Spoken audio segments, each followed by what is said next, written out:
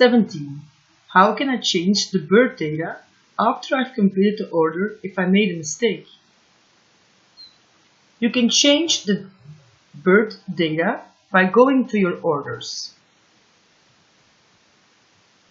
Click on Completed, check for results.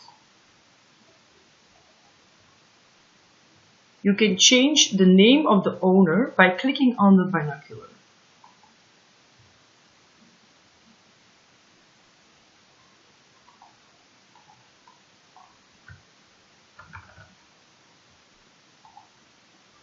If you wish to change different information aside from the name of the owner, you can contact us by phone, email, or live chat on the website. You don't have to repeat the order to change information.